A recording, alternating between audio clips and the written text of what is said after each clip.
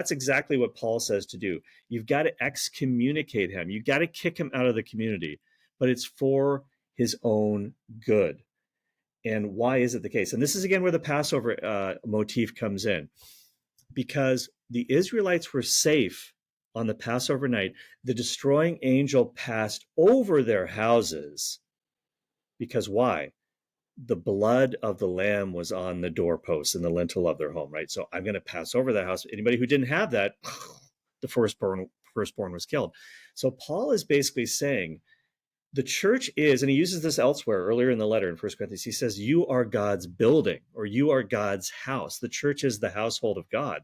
So if you kick this guy out of the house, he's no longer under the realm of God's protection. He's kind of out in the wilderness. He's out of doors. He's not covered by, as Hay says, the blood of the Lamb, Jesus Christ, is on the doorposts of this house, the church.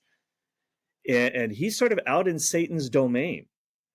And whoa, and he needs to, this is like, it's almost like, again, to use a family analogy of an estranged child. Some parents take a very tough love approach when their children will not listen. They're into all these bad things. They'll kick them out of the house.